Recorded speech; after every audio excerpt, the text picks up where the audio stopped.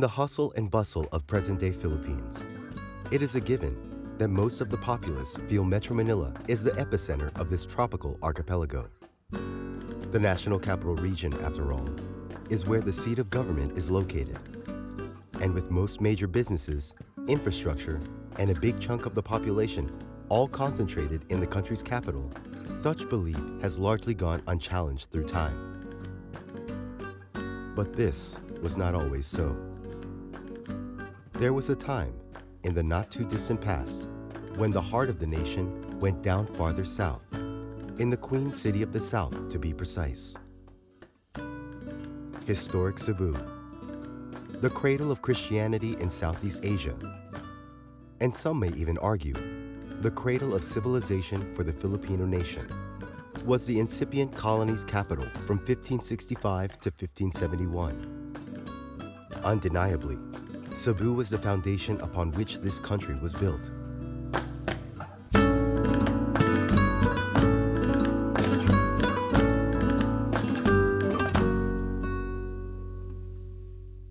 More Cebuano Than We Admit is a celebration of all things Cebuano.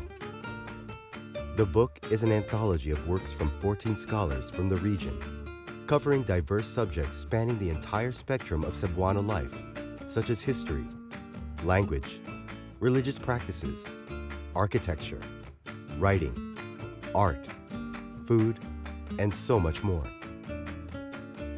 The opening chapter discusses the history of Cebu from 3 different but equally significant anchor points: rite, ritual, and ceremony, ethnohistory and archaeology of death in late pre-colonial Cebu, is an archaeological sojourn into antiquity that attempts to reconstruct the region's pre-colonial past, where there are no written records and based mainly on mortuary practices of the time.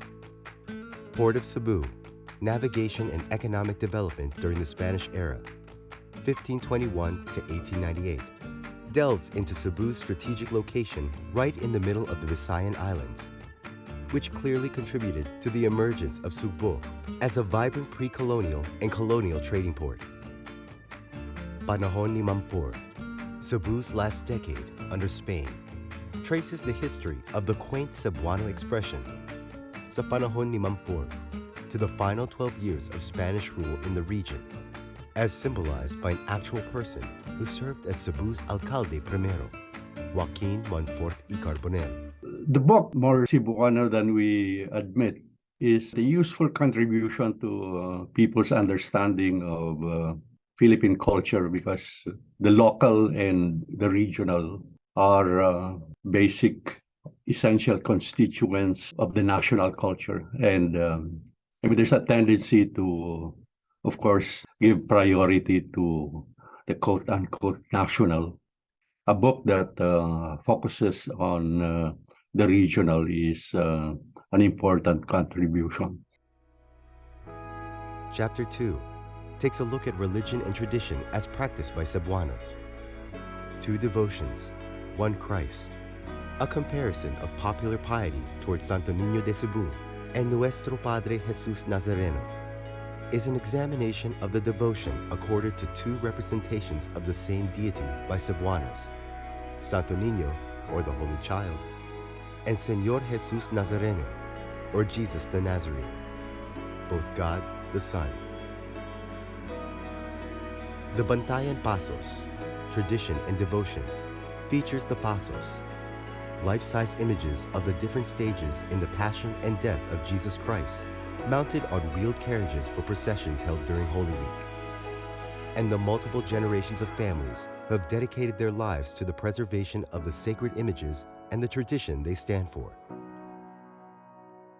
Extant colonial churches, More Cebuano Than You Imagine, follows the development of Cebuano places of worship from caves, trees, lakes, and improvised shrines to the monumental and historic structures that inspire awe even today. The annual Santo Niño Fiesta in Cebu, which is kind of a major celebration and religious festival in the country, given the importance of the image of the Santo Niño.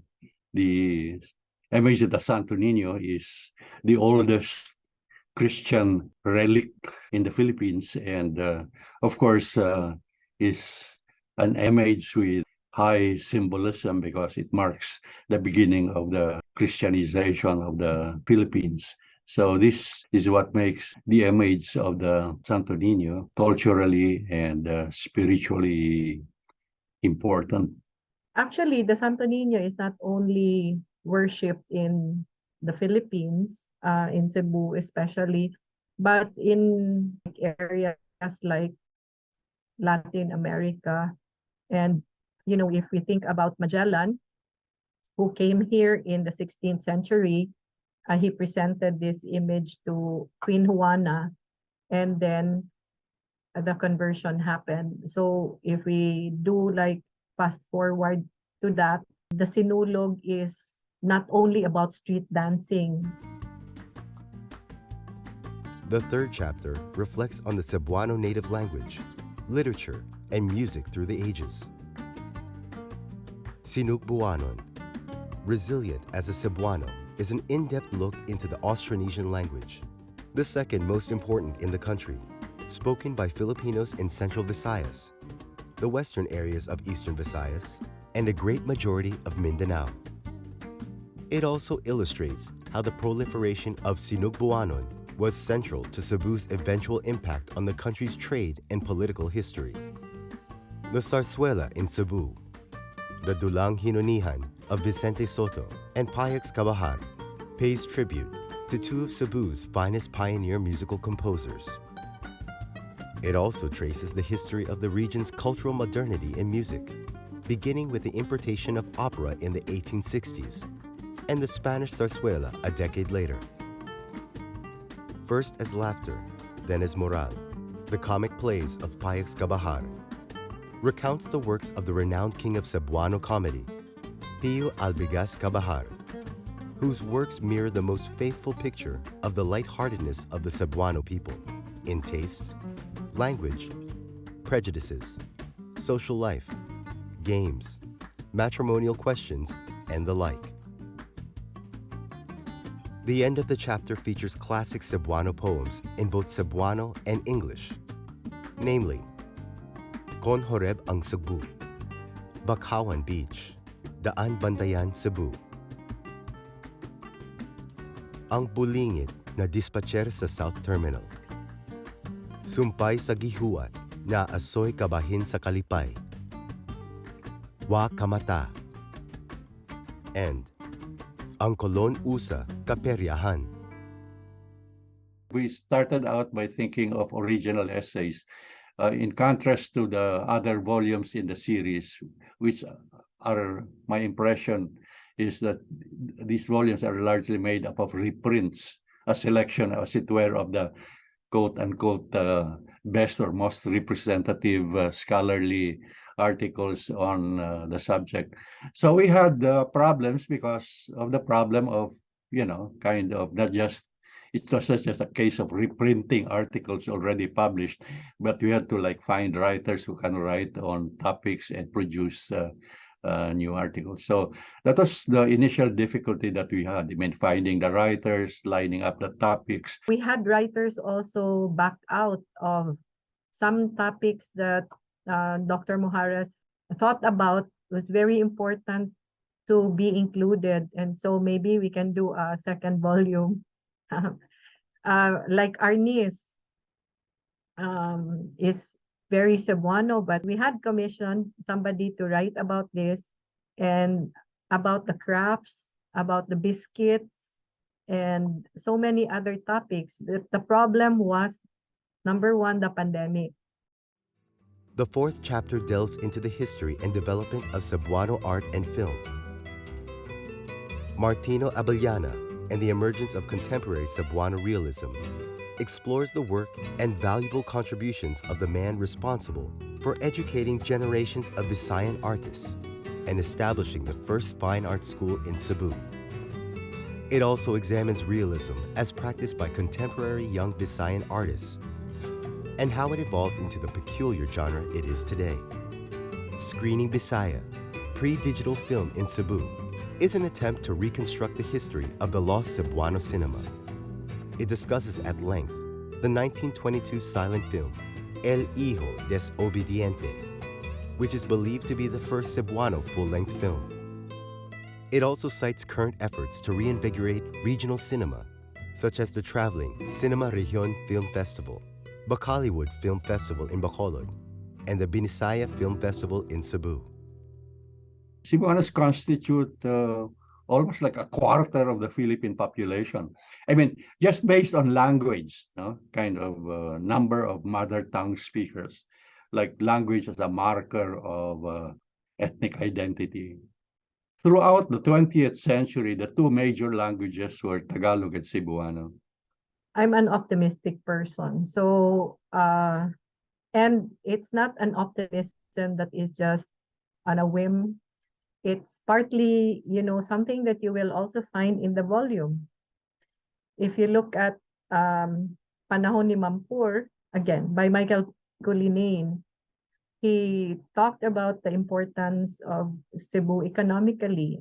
Cebu has always played a major role in not only the country's economy, but also in its heritage.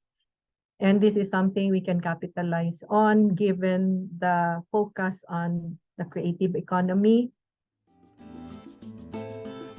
Tourism, food, and the Cebu Carnival are the subjects of the final chapter.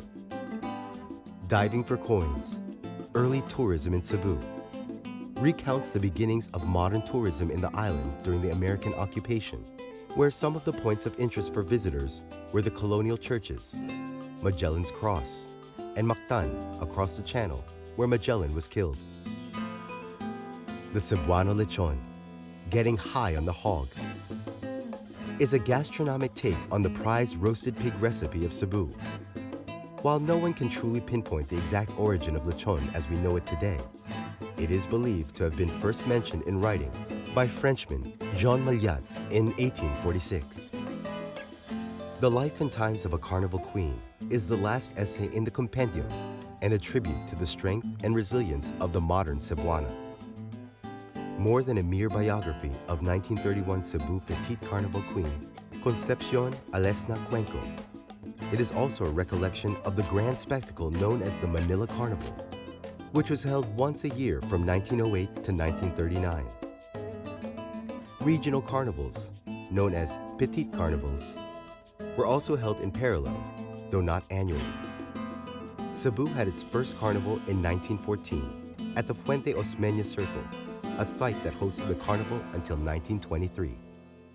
It's a good thing that we have a series like this, because thinking about the regions, like reading about Cebu and later on about kind of the Ilocos or Bicolanos and so on, would kind of impress us with the fact that we, as a nation, we are kind of highly diverse, broad, and significant. Cebuano history is not taught in our schools, especially with the younger generation, and it's very important. This is going to be a wonderful resource, an excellent resource that not only people who dabble in history will be excited and will enjoy this, but also professors, educators, even students, because there's a lot of information here. More Cebuano Than We Admit truly underlines the pride of the Cebuano and brings to front and center the ways in which Cebuano culture has influenced our identity as a people and as a nation.